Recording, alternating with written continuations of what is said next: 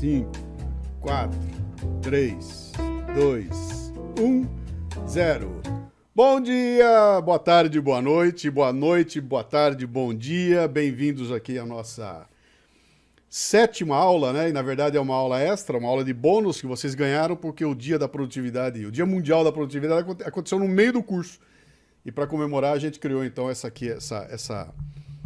aula extra aqui, que ela vem para ser um apanhado das aulas anteriores. Eu não vou fazer apanhado coisa nenhuma, porque tem muita gente entrando, começando a fazer o curso agora, tá todo mundo, cada um tá no momento do curso, então não dá para fazer um apanhado nesse momento aqui, mas a gente vai fazer algumas coisas interessantes, né? Olha, eu estou tentando fazer a transmissão de uma outra forma hoje, eu estou tentando fazer usando do Zoom para o OBS, e não do OBS para o Zoom, como eu fiz até agora. Então, eu vou tentar algumas coisas aqui diferentes, vou começar aqui compartilhando a tela. Deixa eu escolher a tela que eu quero compartilhar. E eu imagino que vocês devem estar vendo agora a imagem grandona lá do Luciano, né, da Produtividade Antifrágil. Vamos ver aqui o que nós vamos... O que eu tenho que fazer? Eu tenho que botar o zoom aqui, né? Ou tenho que botar... Tá aqui, agora certo. Eu tenho que pensar no meu povo no povo do YouTube também. Muito bem. Vamos lá, moçada. Olha aqui, eu vou fazer uma rápida lembrança de algumas coisas legais que aconteceram durante esse curso aqui. E que esse curso aqui está vindo na esteira do último...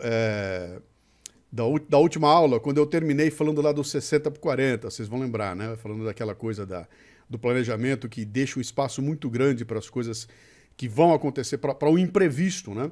E tem coisas que aconteceram ao longo do curso que tem tudo a ver com aquilo, né? Então, lembrando aqui coisas que aconteceram, olha só. O curso, no final das contas, a gente só foi saber do tamanho dele quando terminou de montar o curso, porque aconteceram várias coisas ao longo dele. Então a gente lá no começo prometeu, olha, são 6 módulos, é mais ou menos assim, mas eu não tinha a menor ideia de que tamanho seria. Quando ele terminou, eu pude olhar e falar muito bem, depois dessa aula aqui eu sei o tamanho dele. Então ele ficou com uma introdução, ficou com 6 módulos, deu 64 páginas de conteúdo, cada página dessa tem dentro dela uma série de coisas, 33 vídeos, 25 áudios, 33 PDFs, 2 e-books, 27 horas de conteúdo. Cara... Quando ele nasceu, eu estava imaginando 13, 14, 15 horas de conteúdo e assim meio forçado, né? Deu 27 horas de conteúdo. Eu fiz agora um benchmark essa semana passada aí com outras pessoas que estão fazendo cursos, cara. A gente está 2 a 3 vezes maior do que os cursos que eu tenho visto por aí, né? Então foi uma surpresa esse número aqui, eu fiquei sabendo desse número, na verdade, hoje, né? E umas coisas legais que aconteceram ao longo do caminho, que eu lembrei aqui de alguns highlights, cara.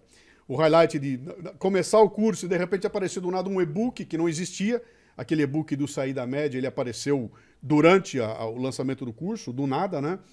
Outro evento legal foi o Márcio Gastaldello ganhar o Kindle por ser o primeiro comprador, então fica uma lição para vocês. Quando alguém lançar um curso, corra comprar. Pode ser que o primeiro ganhe um presente, o Márcio ganhou o Kindle aqui, que ele foi um highlight no começo, e ele manteve a bola alta, porque os comentários dele no Telegram são assim, são imperdíveis, cara. Se eu pegar os comentários do Márcio, cada vez que ele terminava um módulo, se eu juntar os comentários dele, eu tenho uma resenha do curso lá, como pouca gente seria capaz de fazer, né? Outro ponto legal foi o Telegram, a gente realmente apostou bastante no Telegram e ele teve um desempenho muito interessante, continua pegando fogo lá, ele é muito dinâmico, né? Outro ponto foi a transcrição dos vídeos. Nunca esteve no programa isso. O vídeo ia entrar no ar e seja o que Deus quiser. E aí, por uma dica de algum dos alunos no Telegram, logo no começo, como é que é? Vai ter transcrição ou não? A gente olhou e falou, cara, enfia uma transcrição dos vídeos também, que isso aqui foi um produto a mais que apareceu a partir da requisição dos alunos, né? Outra coisa, a página do Dicas da Produtividade não existia, ela só surgiu quando começou a ficar muito rico a seleção de dicas que vocês estavam dando, a gente acabou optando por criar uma página também, isso aqui não existia no começo do curso, né? As playlists surgiram ao longo do curso também com uma ideia, a Bárbara teve a sacada e começaram a nascer e de repente elas viraram padrão ali dentro, acabaram se transformando até em momentos de interação, todo mundo lá foram bem legais as playlists, também não existiam no começo do curso, né?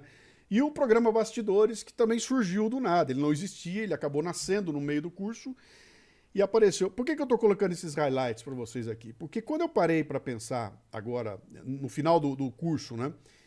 Eu parei para pensar nas coisas legais que eu estou me lembrando aqui, as coisas que foram criativas, excepcionais, únicas e sensoriais, foram essas daqui que eu lembrei, né?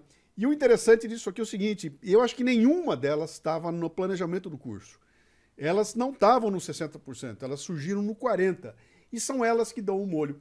São elas que dão. A gente, quando parar para. Cara, o que você lembrou de legal? A gente vai lembrar de alguma coisa que surgiu nos 40% e não nos 60%, né?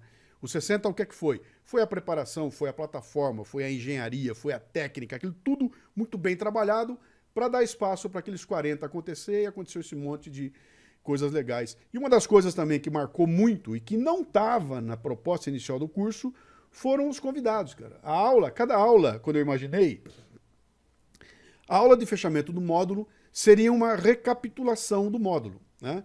Vamos olhar e vamos recapitular. E aí, do nada, pintou essa ideia. Cara, eu acho que eu vou convidar alguém para estar aqui e bater um papo com a gente, para trazer um insight diferente. E, de repente, isso aqui ganhou uma riqueza absoluta. Olha, trouxemos aqui um cara focado em performance, focado na resiliência, que foi o Carmelo.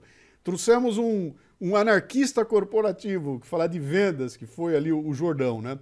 Depois veio o Léo e a Kel, para falar daquela coisa da loucura da vida deles, dos nômades digitais, né? Aí vieram os dois professores lá para falar um pouco do cenário da produtividade brasileira. E isso aqui não estava no curso e não era para estar. Isso aqui era uma live de vendas do curso, né? Mas ficou tão legal que acabou entrando no curso como conteúdo, e tem conteúdo legal ali, né? Depois veio o Nylon, a gente trouxe um pouco de literatura, um pouco de poesia para dentro do curso. O Aquiles, né? Aquela loucura dele, o baterista de heavy metal, falando de produtividade para a gente. E cada momento desse aqui foi uma surpresa. Eu não sei dizer para vocês qual live foi mais legal. Cada uma delas teve uma performance, teve uma apresentação, foram muitas legais, muitas lives legais. E aí pintou essa aula extra, e para essa aula extra eu precisava de alguma coisa diferenciada. Eu falei, pensando o que fazer, então eu resolvi convidar uma pessoa para estar aqui conosco, ninguém mais, ninguém menos do que o primeiro e único Márcio Balas. O Márcio Balas tem um Leadercast com ele, eu proponho a vocês que assistam, ouçam depois, porque a história dele é sensacional. E o Balas vem aqui para estar conosco hoje, dividindo algumas ideias. Eu acho que ele já está por aí. Ali está o Márcio Balas. Abre o seu microfone, Balas. Balas-san, abre o microfone e diga aí. Aí está. Olá. Tudo bem, Luciano? Tudo bem, turminha? Hello. Estão me ouvindo? Quem estiver me ouvindo, dá uma sacudida assim na mãozinha, só para ver se estão me ouvindo. Olha que bonito. Todo mundo ouvindo. Obrigado. Por que Márcio Balas? Vamos lá. Porque a hora que eu terminei aquele bloco do último módulo, né? E falei aquela coisa dos 60 por 40, cara, o que era aqueles 40 que eu estava falando? Cara, aqueles 40 é a improvisação, cara. É você criar, é você do nada ter uma sacada. É você estar aberto para as coisas acontecerem. Você estar preparado para que as coisas aconteçam e você tire proveito delas. E quem for perspicaz vai lembrar que o curso começou assim. Eu abro o curso com o conceito de antifragilidade, que diz o seguinte, cara, eu não só desempenho bem na crise ou naquilo que não tem controle, como eu preciso disso para acontecer, né? Quanto mais eu tenho do inusitado acontecendo, melhor eu vou performar, porque eu preciso disso. Eu me preparei para que isso aconteça. Eu quero que venha, né? E na hora que eu estava pensando no convidado, eu falei, cara, quem melhor do que um mestre do improviso, um cara que tem uma escola de formação no mundo dos clowns, né? Ele vai aprender a ser o clown, que é um tipo de palhaço, é trabalhar, de fazer graça. E um belo dia ele tromba com essa coisa do conceito do improviso e acaba se transformando num mestre com cursos fantásticos sobre inovação, traz essa ideia para dentro das empresas. Além de ser um papo delicioso, eu já gravei com ele 2 Leadercasts, um se perdeu e não foi pro ar. É o único cara que tem 2 Leadercasts gravados e um perdido. E aí eu falei, cara, vem aqui conversar com a gente, eu quero bater um papo com você a respeito dessa coisa do improviso e da sacada, e acho que ele vai trazer pra gente uns insights muito legais, né? O Balas tem hora para terminar, então não vai dar para ser aquele papo comprido, nós vamos ter que terminar às 8 horas, então eu vou dar uma largada aqui. Grande Márcio Balas, seja muito bem-vindo aqui ao nosso módulo, né, de o fechamento, né, do curso Produtividade Antifrágil, cara. Obrigado, muito obrigado. Obrigado, galera que está por aí. Que honra ser convidado para você. Tinha me falado do curso, mas não sabia que tinha tanta coisa. E é muito legal isso que você falou dos convidados, né? Porque você acaba trazendo gente com olhares diferentes, né? Que dá insights diferentes. É sempre bom, né? Bater bola com outros. Mas estou por aqui. O que você quiser, estou a seus dispores. Vamos lá. Meu cara, eu queria trocar uma ideia contigo a respeito daquele papo que a gente bateu no Leadercast, né? Quando você começou a conversar comigo, me contar sobre essa coisa do improviso, né?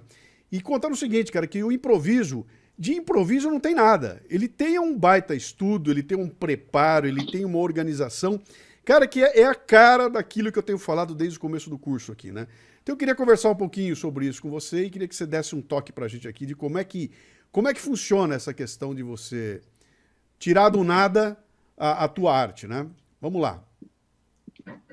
Legal, você falou uma coisa que é muito legal, porque você já me conhece, mas as pessoas demoram às vezes para entender que improvisar não é fazer qualquer coisa, não é fazer de qualquer jeito, não é fazer, vou improvisar. Não, para a gente improvisar, a gente precisa saber do assunto sobre o qual a gente está improvisando.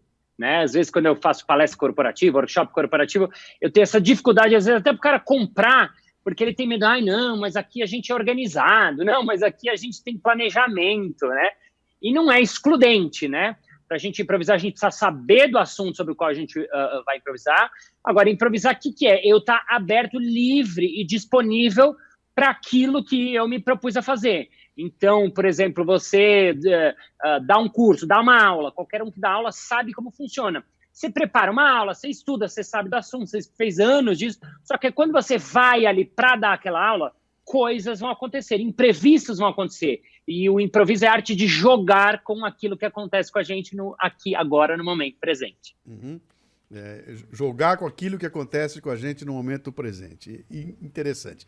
Você sabe que tem um pessoal, ou tem algumas pessoas que dizem que sorte nada mais é do que preparo, a oportunidade que surge para quem está preparado, né? Eu imagino que o improviso seja uma coisa muito parecida, quer dizer, pode aparecer uma oportunidade fenomenal para alguém que não está preparado. E transferindo isso para o trabalho que você faz, você, quando a gente conversou, deu um toque lá que foi muito interessante, que foi como receber a influência da pessoa com quem você está interagindo de uma forma positiva para que aquilo gere uma outra coisa, né? Então, conta pra gente, descreve pra gente como é que funciona um quadro de improviso. Quando vocês sobem lá em 2, 3 caras no palco, como é que funciona isso? O que é que acontece? Legal. Uma pergunta para vocês que estão assistindo, levanta só o dedo assim, quem já assistiu alguma coisa de improviso na internet, ou na TV, ou ao vivo? Levanta o dedinho só para eu saber quantos, tá? Maioria. Quem nunca assistiu nada de improviso? Levanta a mão, dos que estão com a câmera aberta, quase ninguém. Legal. Assim a gente já sai de uma coisa dada, né? Porque antigamente as pessoas não conheciam o improviso, hoje virou uma coisa mais vista, né? Então, assim, quando vocês assistem um jogo de improviso, seja na internet, ou os programas que quem viu na TV é tudo improviso, foi o programa que eu apresentei lá, para a gente colocar um quadro, né? Um jogo no público, ali no teatro, para o teatro ver ao vivo, antes a gente tem uma preparação. As pessoas, às vezes, acham que a gente prepara a cena que a gente vai fazer. Às vezes a pessoa vê uma cena e fala, nossa, mas vocês tinham meio pensado? Não. A gente nunca prepara a cena que a gente vai fazer. Essa cena, ela é realmente criada na hora. Por isso que a gente pega alguns elementos do público. A gente pede, público, falem pra gente um lugar. Vai acontecer num parque. Quem vão ser os personagens? Vai ser um pedreiro e uma costureira. E qual vai ser a relação deles? Eles são amantes. E aí a gente constrói a partir disso. Então, isso tudo é feito na hora. Só que antes de colocar o jogo ali no teatro, o que a gente fez? A gente treinou, ensaiou a mecânica do jogo, né, que a gente faz. Então, por exemplo, tem um jogo que é um jogo bem conhecido, que é o jogo do troca, né, que a cada vez que alguém fala uma frase e o mestre de cerimônias fala troca, ele tem que achar uma nova frase, né? Então, vou dar um exemplo. O improvisador fala, bom dia, eu queria uma Coca-Cola. Troca, um Guaraná. Troca, não quero nada, não. Então, por exemplo, essa é uma mecânica de jogo, né? Chama-se jogo do troca. Então, quando a gente foi, antes de fazer ele pela primeira vez, o que a gente fez? Fez na sala de ensaio, só gente fechado, fez de diversas maneiras, fez com vários times diferentes, e uma vez que a gente sacou, bom, tá mais ou menos bom, tá o que a gente chama de nota 6, tá, então a gente mostra para o público. Aí o público vê, a gente colhe o feedback do nosso cliente, né, que no caso é o público, então a gente colhe feedbacks instantâneos, o cara tá rindo, não tá rindo, nessa hora ele riu muito, riu pouco, então a gente ouve tudo isso e vai adaptando a cena, e vai mudando a cena conforme a gente vai ouvindo as risadas, e depois, quando acaba o espetáculo, a gente depois de 2, 3 dias vai na casa de alguém, assiste os jogos e fala, olha que interessante, você podia ter feito isso, olha isso, a gente não se deu conta, mas isso é muito mais engraçado do que isso. Então, esse é o processo de transformação do nosso produto, né, digamos, em uma coisa que realmente vai ao público, né? Então, é assim mais ou menos que a gente trabalha nos bastidores do improviso. Você tem feito bastante coisa no universo corporativo, né? O pessoal tem chamado você lá e chama de duas formas. Eu chamo o Márcio Balas para ser o MC, né, o mestre de cerimônias do meu evento, que é uma coisa, mas você também desenvolveu palestras, tem empresas te chamando lá para você falar sobre inovação e essa coisa. E é interessante você chamar um clown para fazer uma palestra sobre inovação dentro de uma empresa que tem processos, que tem regra, que é tudo, toda tem uma certa formalidade, etc e tal, né? Como é que você começou a fazer isso, Balas? E como é que você recebeu esse tipo de público que está num ambiente que, sabe, eu desenvolvo, ao longo do tempo, eu como palestrante, né? Eu bato o olho na plateia e na segunda reação que a plateia tem, eu já sei como é que funciona a liderança daquela empresa. Eu sei se ela é ultra hierárquica, se a liderança é muito forte, se é uma liderança mais amigável, pela reação das pessoas. Deixa eu fazer uma piada, falar um palavrão e as pessoas dão risada olhando pro chefe, né? Todo mundo ri, mas olhando pro chefe, então você já sabe como é que é o desenho ali, né? Como é que você encaixou essa tua irreverência e tudo mais dentro desses ambientes de trabalho profissionais? Legal. Você sabe que você falou essa coisa do chefe, eu já respondo, me lembrou uma historinha. Quando eu trabalhei no SBT, eu apresentei um programa com a filha do Silvio Santos, né, com a Patrícia Bravanel. E aí, o Márcio Gastadel tá fazendo assim, ai meu Deus, eu apresentei lá mesmo. E aí, eu queria muito assistir como trabalhava o Silvio Santos, porque todo mundo, né, ama o Silvio Santos, ou pelo menos admira, ou gosta, ou conhece, né, apesar de estar numa fase aí mais senil, aí, delicada da vida dele, mas, enfim, e aí eu queria ver como ele faz para ter essa relação com o público. Eu pedi para assistir o programa dele. E aí eles me deixaram, é toda uma burocracia, porque o Silvio é super, todo mundo quer ver ele, né? Então não é assim. E aí, como eu era apresentador da casa, dava com a filha dele, me deixaram. E eu fui lá assistir, eu falei, olha, eu queria ir desde o começo, desde que ele chega. Beleza, beleza. E aí eu fui, cheguei lá cedinho, e aí a plateia tá tudo pronto, e 1 hora antes do programa dele começar, ele chega no auditório, 1 hora antes. E eu já falei, uau, que legal, ele chega muito antes, não é que ele é dono do canal, de tudo. E aí ele chega, entra lá, e as pessoas ficam loucas, assim, loucas, tipo, ele é um ídolo, assim, não sei se vocês têm noção, mas ele é um cara, assim, muito ídolo. E as mulheres ficam loucas, gritam, tal. Aí, o que ele faz? A gravação não começa ainda, ele pede para todo mundo sentar, fala obrigado. Aí ele agradece super fofo, assim, low profile mesmo, fala, olha, muito obrigada a todas vocês, eu sei que cada uma de vocês tinha coisa para fazer nesse momento. Tinha um programa, tinha um trabalho, e escolheram vir até aqui. Então, agradeço muito que vocês... E elas ficam lá todas, assim, né? Então, você vê que ele faz o que quando eu dou aula de improviso para apresentação, assim, aquecimento de público. Isso que você falou, Luciano, que você solta uma piada, fala uma coisa, tal, e você já sente a plateia. Ele fica lá para sentir a plateia, porque ele entende que aquela plateia que vai dar energia para ele durante a gravação toda. E aí, no meio de tanto, ele fala uma coisa, brinca com uma, brinca com outra. Aí ele conta para elas, assim, ele fala assim, olha, vocês sabem que uma vez eu contei uma piada aqui. Aí todo mundo riu, menos uma pessoinha lá no fundo. E eu fiquei encucado. E aí eu falei para ele, você, como é que é o seu nome? Eu falei, meu nome é Ademir. Ademir, eu contei uma piada, por que você não riu? Aí ele falou, sabe o que é, seu Silvio? É que eu não trabalho aqui, não. Aí e daí ele conta essa anedota e todo mundo ri e acha engraçado. Mas eu me lembrei disso, né? Porque piada que chefe conta, né? Todo mundo acha muito engraçado.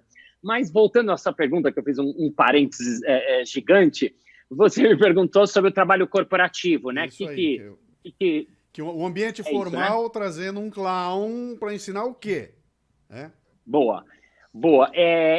Quando eu comecei a dar aula, de quando eu voltei ao Brasil, que eu morei fora e comecei a dar aula, eu tive um aluno que depois de 2 anos falou assim, Balas, isso que você faz tem tudo a ver com o mundo corporativo.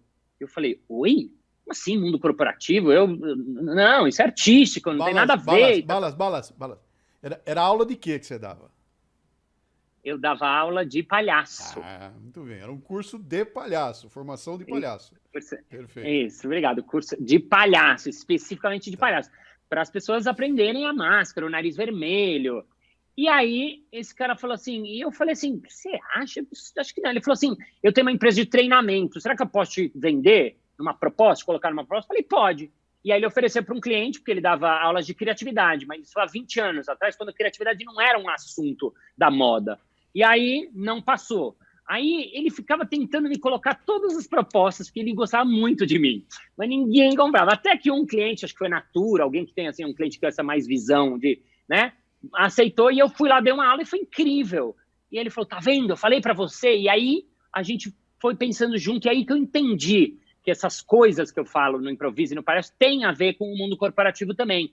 E aí que eu comecei a fazer essas ligações ficarem mais claras, né, de conseguir explicar para as pessoas que o processo criativo a gente tem como beber um pouco do improviso do palhaço, a gente tem como ter preparação para ser mais criativo, a gente tem como, para a gente ter um time que joga junto, a gente precisa ter alguns preceitos que a gente tem no teatro e que muitas vezes as empresas não entendem, não sabem, está cada um por si. Então, aí que eu comecei a fazer essa incursão no universo corporativo e aí que eu virei um palestrante, tal. Mas nem foi uma coisa que eu pensei, foi uma coisa que foi acontecendo, e aí a galera da empresa foi me dando feedback de que era muito legal, que tinha muito a ver, e aí que eu comecei a fazer esse tipo de coisa aí. Quer dizer, você não foi estudar para pegar o teu conteúdo e adaptar para o universo corporativo. Você levou o que você tinha na sala de aula, e aí, com o tempo, você foi mudando isso para adaptar ao universo? Sim, perfeito. Foi exatamente o que eu fiz. Eu peguei mais ou menos o que eu fazia e levei. E aí eu fui colhendo, por exemplo, tinha coisas que eu falava, no começo eu falava muito sobre escuta, que também lá atrás era uma ação escuta. Como assim escuta? Todo mundo escuta. Eu falava, não, a gente tem uma coisa que a gente chama de escuta periférica. O ator, o improvisador, ele tem que escutar tudo o que está acontecendo durante a cena. Ele tem que escutar o parceiro dele, ele tem que escutar o público que está lá, ele tem que escutar se acontece alguma coisa, ele tem que estar escutando tudo lá. A mesma coisa quando alguém vai fazer uma palestra, alguém vai dar uma aula, alguém vai apresentar para o cliente. Ele tem que estar lá escutando tudo que está acontecendo. E eu lembro, por exemplo, no começo eu falava escuta, e o cara, um consultor, falou, Márcio, olha, você fala sobre escuta, só que como assim? O que você quer dizer de escuta? Né? E aí eu falei, nossa, preciso mudar o jeito de falar. Né? Então, e eu comecei a entender os conceitos das empresas, o que a galera está falando, o que pensam sobre inovação, o que é agilidade. Agilidade é um conceito que eu conheci há pouco, agile. Já ouviu falar de agile? Nunca tinha ouvido falar. E aí, quando eu dei minha palestra, o cara falou, meu, o que você fala tem tudo a ver com agile. Claro, a gente é agile, né? Mas, enfim, aí acontece aí, eu vou estudo um pouco, aprendo, né, para poder conversar, fazer essa conversa acontecer, né? Você deu um insight muito legal aí. Eu estava tentando me lembrar, enquanto você falava aqui, de um Leadercast que eu fiz, e eu não me lembro se foi com o Henrique, eu não me lembro quem foi, qual deles que falou exatamente isso. Falou, cara, de você sentir o ambiente. Ele usou um termo lá que eu não estou conseguindo me lembrar aqui, mas eu vou me lembrar uma hora dessas aí. Que ele falou de você cheirar o ambiente, tá ligado, tá conectado, a antena parabólica, ela tá ligada. Eu tô aqui fazendo o meu trabalho, mas eu percebo o que tá acontecendo em volta de mim, né? Então, se você é alguém que quer tirar proveito da circunstância, inclusive das crises dos momentos, cara, eu tenho que estar totalmente antenado o que tá acontecendo em volta para poder ter as sacadas. Palestrante faz muito isso, né, cara? Eu entro para fazer a palestra, eu tô totalmente conectado no ambiente. Tem um banner lá no fundo que já me deu um gancho e eu vou usar o banner para no meio da palestra. Então, os caras olham aquilo e falam, cara, então, peraí, esse cara não é uma máquina repetindo um conteúdo, ele tá adaptando esse conteúdo para cá, né? Então, o humorista tem muito disso, né? De escolher alguém na plateia e já criar toda uma cena em cima de uma pessoa por causa da roupa que ela tá vestindo ou o cabelo que ela tá usando. Isso aí é uma sacada que vem ali, né? Eu até comentei com você, quando você veio aqui, que uma coisa que me chamava muita atenção, eu fiz um programa de televisão com Caju e Castanha. Sim, repentista. Né? São dois caras que vêm na linha do repente, né? O que é o repente? São dois caras que estão tocando músicos, Um faz o verso, o outro pega aquilo e solta, e eles pegam qualquer coisa. Então eu tava com eles lá no programa e eu falei, cara, deixa eu ver a sacada para ver o que eles já têm pronto e como é que eles pegam e colocam coisas no que tá pronto. E não dá para ver, cara, porque não é que o cara tem uma frase pronta que ele simplesmente tira o nome do Alfredo e põe o do Luciano. Evidentemente isso vai acontecer em algum momento, mas é tão rico o esquema. Eu falei, cara, esses caras desenvolveram um gatilho. E o gatilho deles faz rima, cara. Ele consegue falar uma palavra agora e já sacar uma rima para a próxima. Eu me enrolaria inteirinho para fazer uma coisa dessa, né? Que tem tudo a ver com o que nós estamos falando aqui. Esse tipo de habilidade que eu vejo no Caju e Castanha, a habilidade que eu vejo em você de sacar uma piada do nada, isso é treinável, cara. Essa coisa a gente desenvolve essa habilidade. Você pode aprender a fazer isso aí ou tem que ser inato? Sim, você já sacou a resposta, que eu acredito piamente, sim, é possível de ser treinado, sim.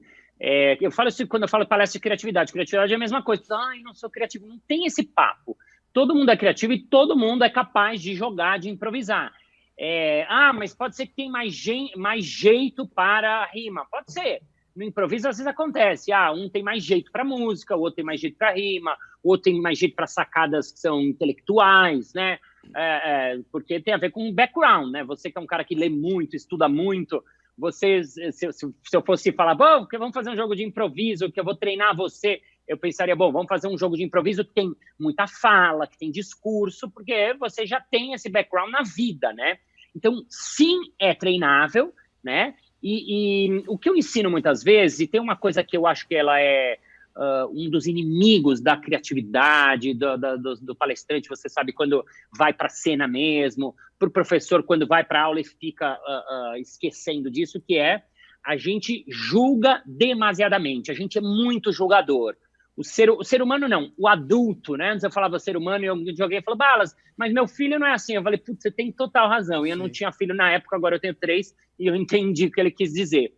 A gente é julgador demais. O que é julgador?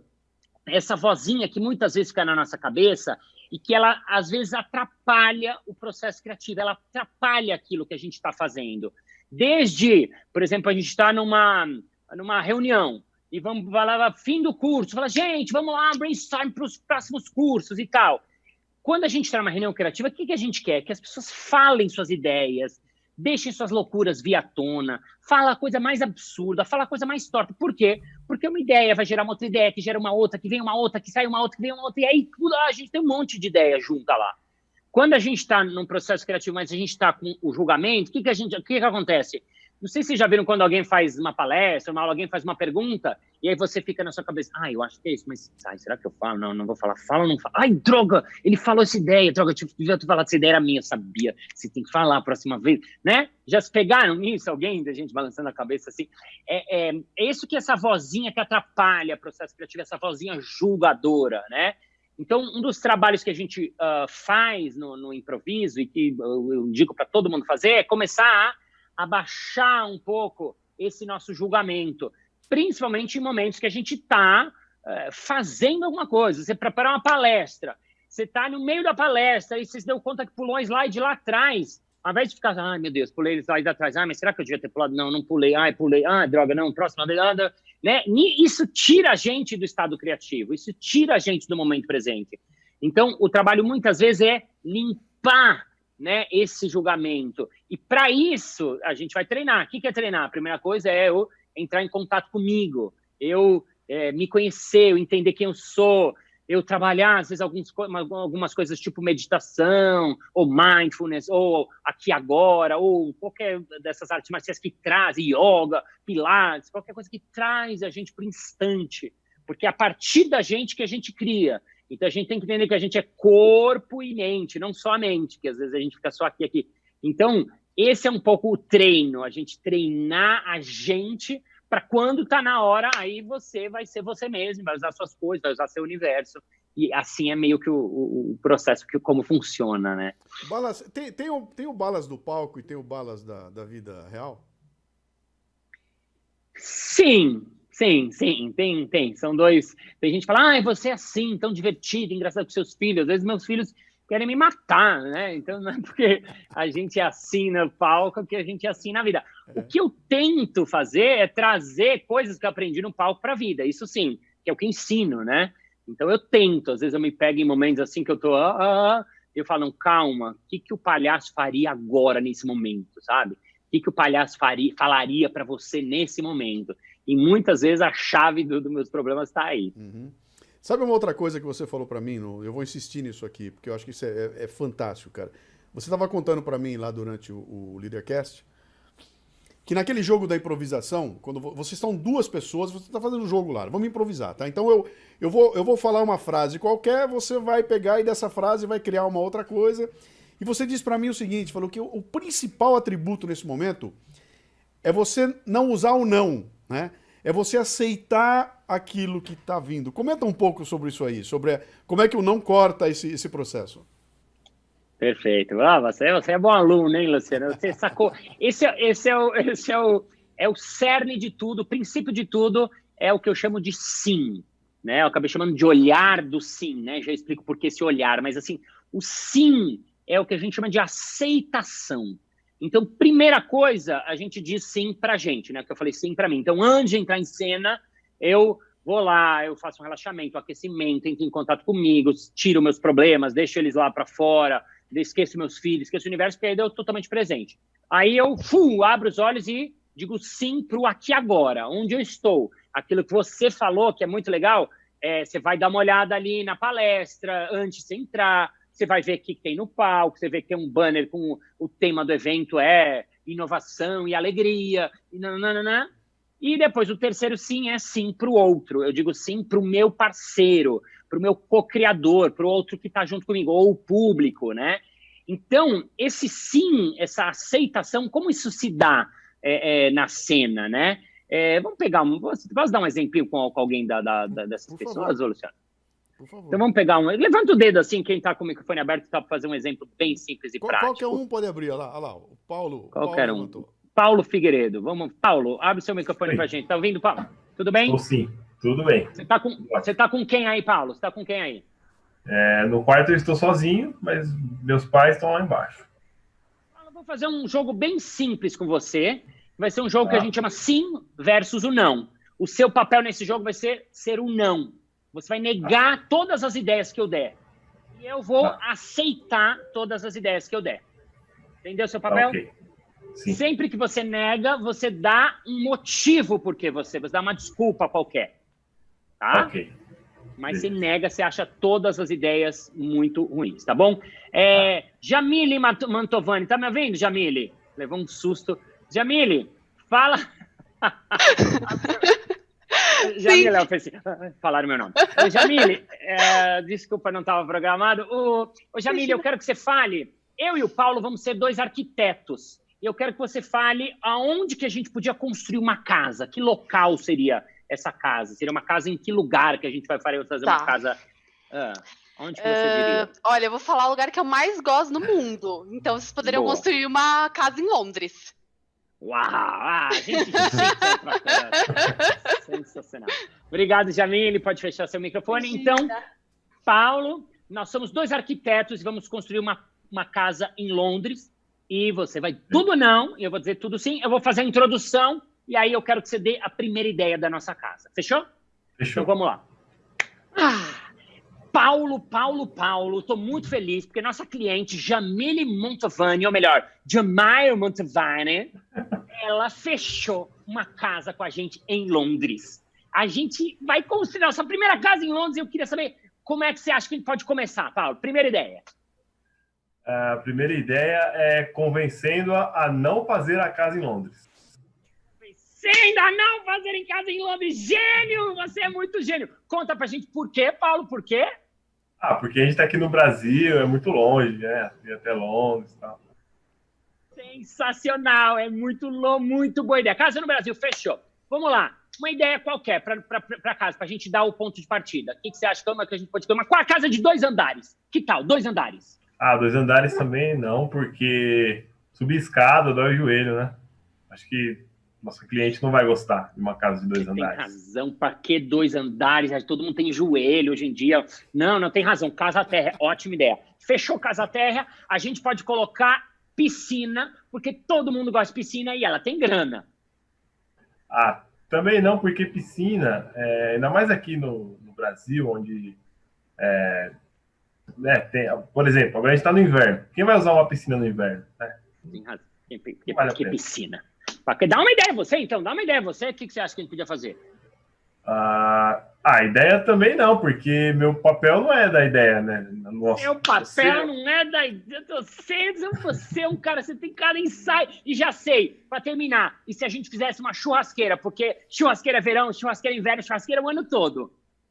Cara, também não, porque churrasqueira ocupa espaço, né? Esse espaço da churrasqueira ela pode aproveitar para a casa do cachorro, uma outra coisa. Claro, casa do cachorro é muito mais importante, Paulo. Você é um gênio. Uma salva de palmas, palma de libras, todo mundo palma de libras pro Paulo. Obrigado, Paulo. Cara, você achou... O Paulo levou a sério, quando eu falei no negócio do poder do não, ele falou, eu vou falar não pra tudo, cara. Ele foi extremo, ele foi desde o início do jogo. Não quero. Mas esse é um exemplo legal que você estava dizendo lá, né? Como o não colocado assim, ele acaba tirando você do eixo, né? Porque você tem que construir em cima de uma negativa. Se ele compra isso aí e fala, vamos fazer a casa assim, cara, e eu acho que tem que ser uma casa igual a um castelo. Puta, vai aparecer um dragão. E aí vem o rei, e aí vem a espada, e esse negócio não tem mais limite. Um construindo em cima do positivo do outro, né?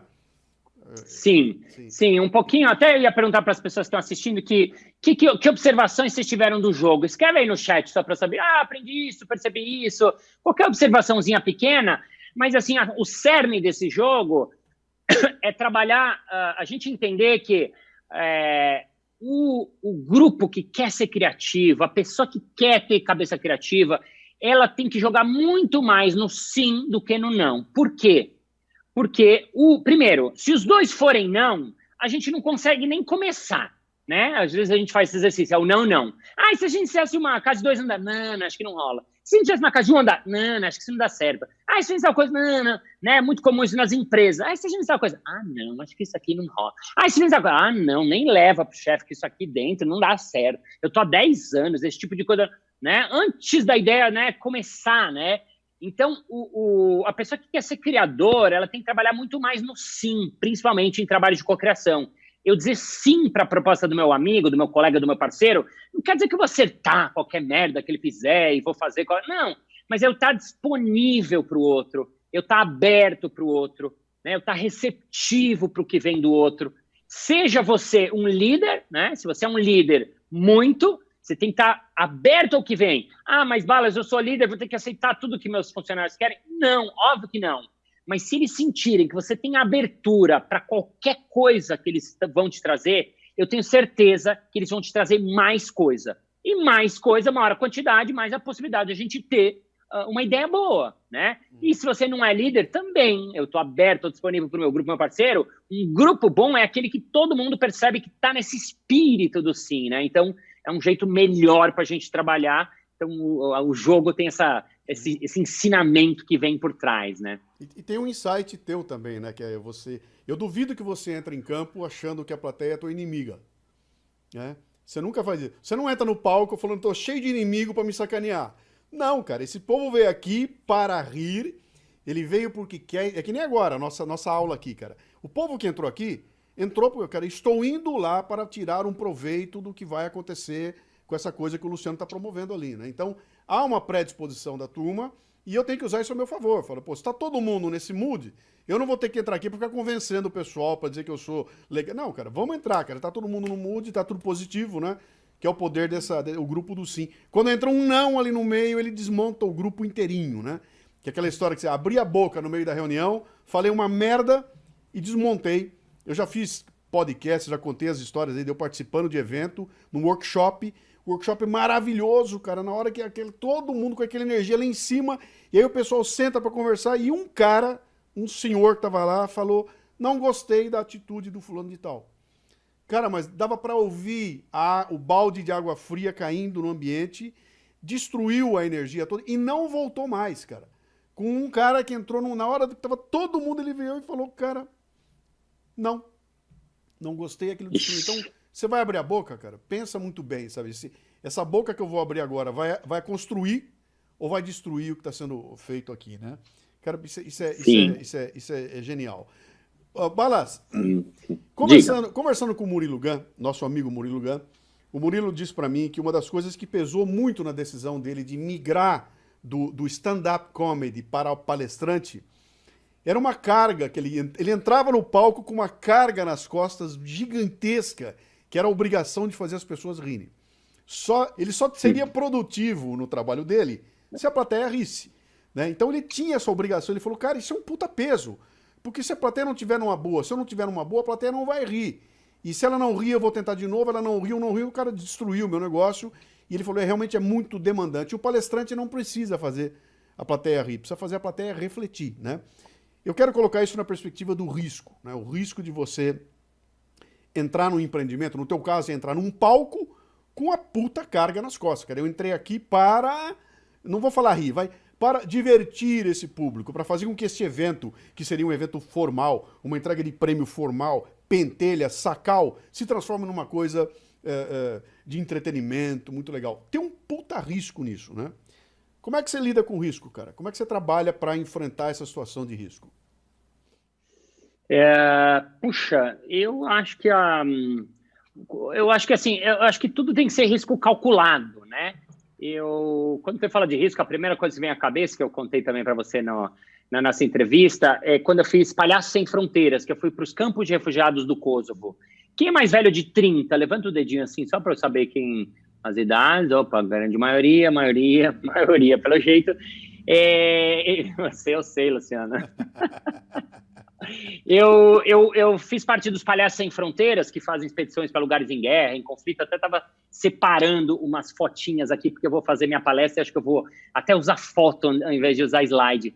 E foi o lugar de maior risco que eu tive. E as pessoas falam, nossa, mas você foi lá na loucura, que corajoso. Não, tem um risco calculado. O que acontece? Tem uma organização, que era o Palhaços Sem Fronteiras, que entra em contato com outra, que eram os Médicos Sem Fronteiras, e que falam para a gente, olha, aqui vocês podem ir, aqui vocês não podem ir, a gente estava sempre amparado, então você calcula o risco. É óbvio que você está no meio da guerra e pode acontecer alguma coisa mais assim, dentro do imprevisto mesmo, né?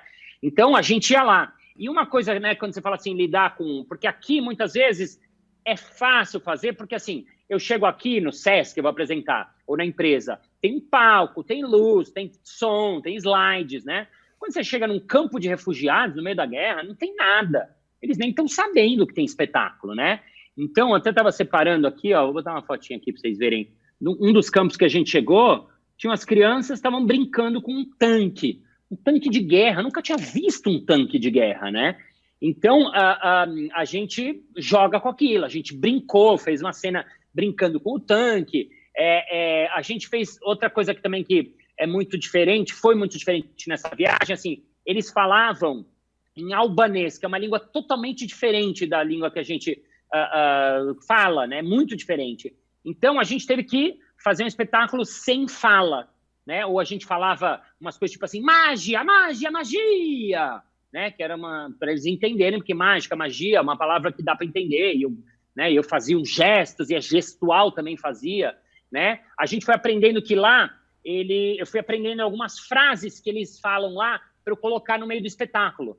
E aí eu vi que eles achavam isso muito engraçado, né? Sabe o estrangeiro falando, né? Quando a Madonna vem falar aqui no Brasil, e ela fala, bom dia, seus bunda suja! A galera ama, né? Porque o gringo tá falando, né? Com aquele sotaque.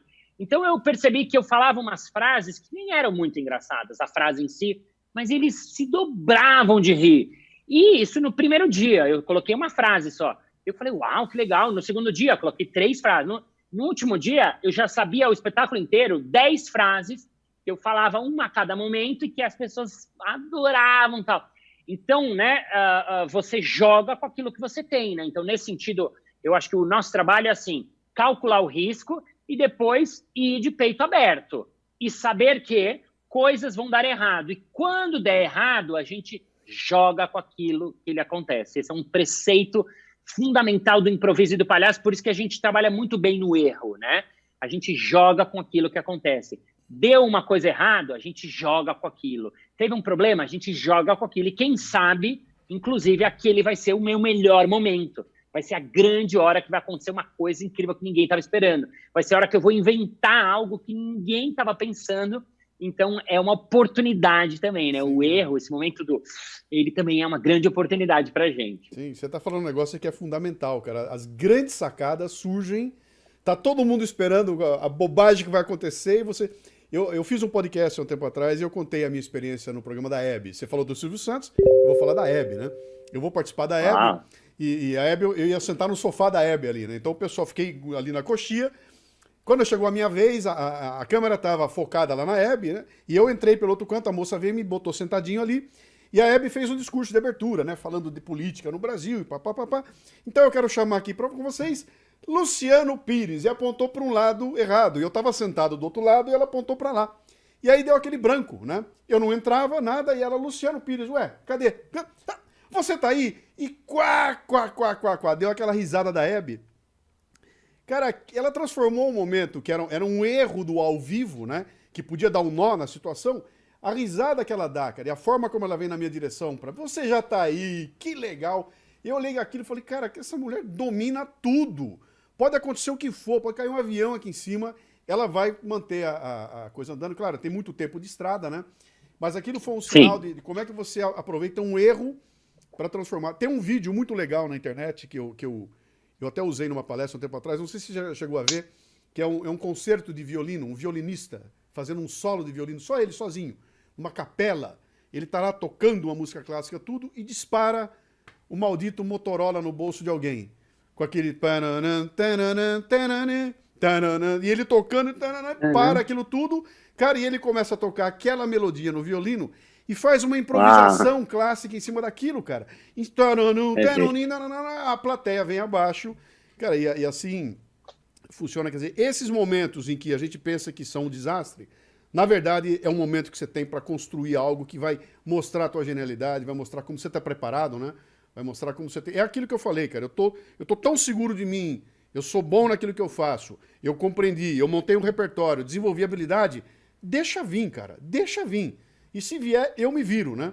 Tanto que hoje é assim, os caras me convidam, cara, vou fazer uma live, legal, quer que eu te mande as perguntas na frente? Que manda nada, cara, eu quero que chegue na hora, eu vou fazer o Leadercast. Você quer? Não quero saber de nada, cara, entra lá e vamos conversar, porque eu tô preparado para o que der e vier ali, né? E aí é que saem os momentos bem legais ali, né?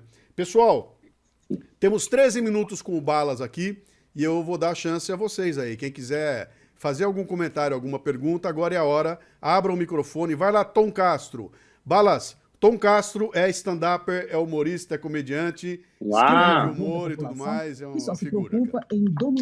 Ô, Balas, antes de mais nada, boa noite. E quero te dizer que eu fui seu aluno num workshop de improviso. E você deu esse workshop há 2 anos atrás, lá na Casa do Humor.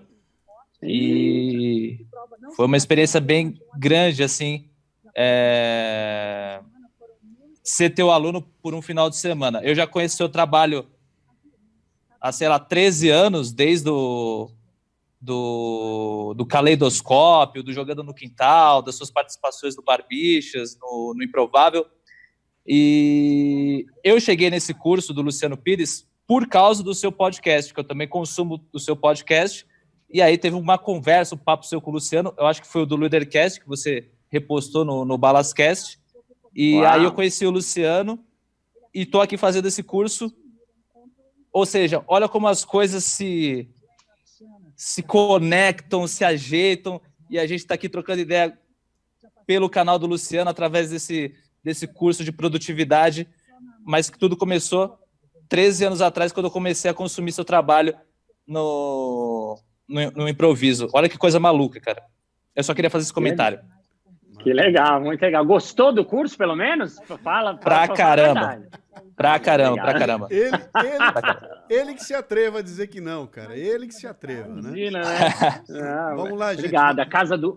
Casa do Humor agradece o seu merchan aí. Vamos lá, perguntas. Obrigado, Tom. Que bom, fico feliz que tenha inspirado qualquer coisa. Que bom que você conheceu o Luciano por mim. Fico muito feliz que você veio para o lugar certo mesmo, porque comediante tem que estudar também e às vezes a gente acha que é só sair fazendo. Mais alguém quer fazer um comentário, quer fazer uma pergunta? Aproveita lá, o Carlos Mácia. Grande Mácia, vamos lá? Tudo bom? Balas, tu contou a parte do executivo, que é produtividade, ser palhaço. Qual é a parte séria do palhaço? Qual é a parte que transforma o palhaço numa pessoa séria e, obviamente, querendo ser mais produtivo, querendo ser mais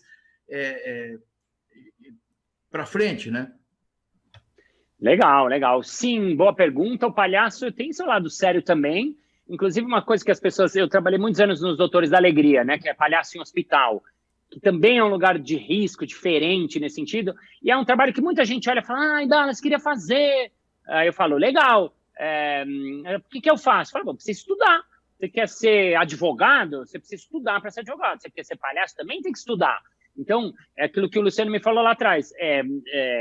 Você não é nato, não, virei palhaço. Tem que estudar. Então, tem que fazer curso. E a gente passa por essa fase, que é a fase, por exemplo, antes de eu dar uma aula, antes de eu dar um workshop, agora que eu estou tendo que fazer workshop online, eu estou tendo que experimentar jogos que eu fazia com todo mundo ao vivo aqui no negócio. E aí eu fiz uma turma teste, alguns jogos funcionaram, outros jogos foram um fiasco. Né? Você fala, meu Deus, aí você vai lá, refaz, fiz 2, até ter coragem de vender um produto, eu fiz 4 tentativas, porque muita coisa era água, né? Então, a parte séria, eu acho que é essa parte que tem que estudar, tem que pensar, tem que trabalhar, tem que montar tudo, para daí na hora é o mais gostoso, mas assim, aquele antes, tudo tem um baita trabalho por trás. Legal. Mais alguém? Jamile? Jamael. Eu. Só primeiro faço as palavras do Tom, as minhas também. Conheço você lá atrás. Primeira vez que eu vi, acho que foi com o pessoal dos Barbixas. Foi sensacional. Muito bom. E indo nessa linha até do que você comentou, eu acho que, falando assim, por mim, a parte de julgar essas coisas, como é muito uma verdade isso, né? Como a gente faz muito isso e como isso trava muito a gente. Aí, queria perguntar assim, como é que lá atrás, quando você começou, como é que você viu, a partir do momento que você falou assim, tá, eu preciso mudar isso, né? Preciso parar com isso. Qual foi o caminho, assim? Como que você vai trilhando para sair daquela ponta? Poxa, como eu tô julgando, como é que eu vou abrir o meu horizonte para ir trilhando no sentido de começar a dizer mais sim, né? Sem sair disso. Legal. Jamael, para quem estava aqui na aula, tinha até alguém escreveu uma coisa engraçada. Ela foi construir uma casa em Londres e acabou tendo uma casinha de cachorro no Brasil, né? Alguém escreveu aqui no comentário. Então, eu, no Leadercast tem isso resumido, mas assim, eu até os 27 anos, eu trabalhava na papelaria do meu pai, né? Eu conto isso até no TED que eu fiz assim, porque foi o turning point da minha vida, foi com 27 anos, né? Porque com 17 anos meu pai morreu e eu tive que virar dono da papelaria dele ali no centrão de São Paulo. E aí, quando eu tinha 27, que eu falei, eu quero sair desse trabalho para tentar ser palhaço profissional. E aí que eu fui morar fora, fui estudar, tive que começar, né, do zero, uma carreira, né? Quem perguntou, né, do trabalho do que é o trabalho, puta, essa é a parte séria. Eu tive que ralar, tive que fazer escola, fazer curso, fazer trabalho por R$60, R$80, só para aprender de graça, né? Fazer show na rua, né? Polícia vem, levar batida, sai, né? Esse é o trabalho. Então, primeiro, Jamile, eu aprendi o conceito do sim. Essa foi a primeira coisa que eu aprendi no palhaço. Mas, na verdade, eu acho que eu demorei muitos anos para entender o que isso queria dizer mais profundamente. Porque eu acabei entendendo que mais do que um conceito só do improviso, isso é um conceito que vale para a nossa vida, né? Essa coisa do julgamento. Porque quando você está, por exemplo, numa conversa com alguém, uma conversa importante, quanto mais você está prestando atenção nela, ouvindo as palavras dela, vendo o gesto dela, vendo a emoção, vendo o que ela fala, mais você vai realmente conseguir ajudar aquela pessoa, né? O que acontece muitas vezes é que a gente fica aqui matutando e fica pensando, o que eu posso falar para ela? O que ela fala? Deixa eu falar, né? Tipo reunião de empresa, né? A maioria deve ser da empresa, quando dizer, eu faço muita reunião de briefing, então tá todo mundo lá e o cara vai lá, fala uma coisa. Aí ele termina, o outro vai lá e fala a mesma coisa. Fala, nossa, você não ouviu o que o outro falou? Aí vai o diretor e fala, então, só para dar uma resumida, então, aí fala a mesma coisa de nós. Fala, meu Deus, eles não estão se ouvindo mesmo, né? E é muito comum, né? Então, esse julgamento eu fui aprendendo aos poucos a baixar ele, a tirar. A gente sempre vai ter, porque a nossa mente ela é muito poderosa para tudo, né? Para o bem e para o mal. Então, ele vai existir sempre. Mas nosso trabalho é abaixar ele, acalmar ele. E aí, o teatro, o aqui agora, a meditação, o mindfulness, a presença, o aikido, sabe? Essas coisas que trazem a gente, o filho, o sobrinho, a criança. Isso ajuda muito a gente sair desse tal de julgamento. Maravilha. Legal, legal. Muito obrigada. Mais alguém, pessoal? É a última, porque temos 5 minutos. André, de fala, a né? Ruth estava levantando o dedo, Luciano. Pois é, eu estou procurando aqui. O André, André, Vai fala. lá, você dá uma sobrinha, Luciano. Ó, eu trabalho numa empresa que eu acabo acompanhando a parte de um comitê de produtividade. E a gente traz as pessoas para poder estar discutindo ideias novas, tudo. Tem hora que a reunião vai super bem, tem hora que a reunião vai ficando parada, murcha, né? Você comentou sobre limpar esse julgamento. Como fazer isso de uma forma bem rápida? Um grupo que você até conhece, mais ou menos, tem que mandar algum material antes para a pessoa, de repente, começar a se abrir ou alguma coisa assim, ou é na hora mesmo que você consegue puxar isso? Eu acho que tem os dois, mas eu acho que, às vezes, isso pode ser pensado previamente. Em que sentido? Em pensar, vai ser uma reunião de 3 horas. Uma reunião de 3 horas, a gente sabe que uma hora vai cansar. Então, o que a gente pode fazer para, depois de um certo tempo, fazer isso acontecer? Outra coisa que você falou, já deu a letra, é um pouco quem está conduzindo a reunião, ou, enfim, se é uma reunião criativa, todo mundo pode ter essa percepção, está todo mundo cansado. O que a gente pode fazer?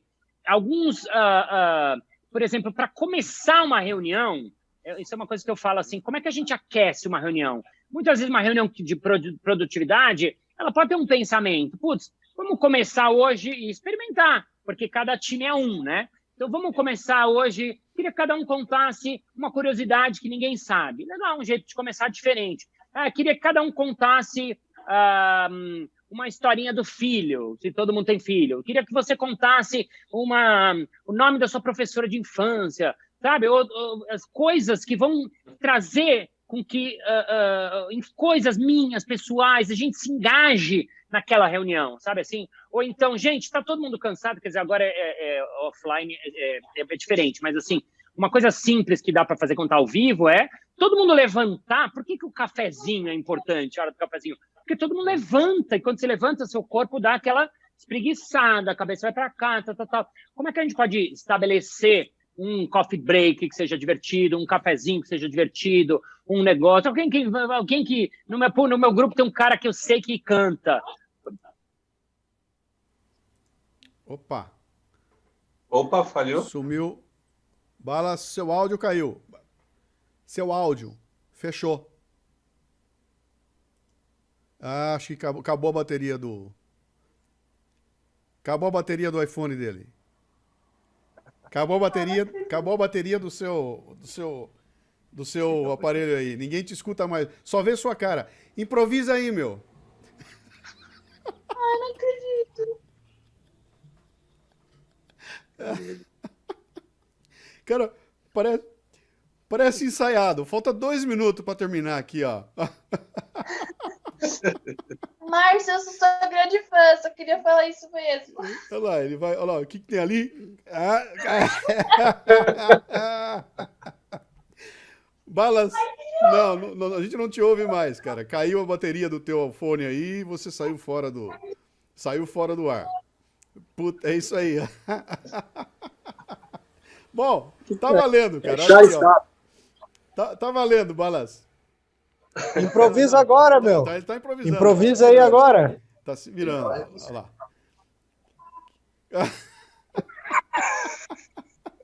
Tá bom. Não podia terminar de maneira melhor, né? Valeu. Balas, você tá me ouvindo? Você me ouve? Então. Tá bom, cara.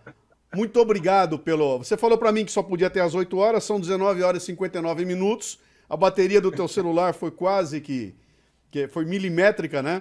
Eu quero te agradecer. Ele tem uma aula para dar agora aqui, então ele iria ter que sair realmente às 8 horas, né? Mas, ó, cara, obrigado pela tua participação. Acho que o pessoal adorou. Uma salva de palmas aqui. Aquela salva de palmas que ele não vai escutar agora, né? Isso. Todo mundo, né? Obrigado, grande Balas. Ah, meu Deus, que figura. Grande abraço, cara. Obrigado, Van. Um abraço.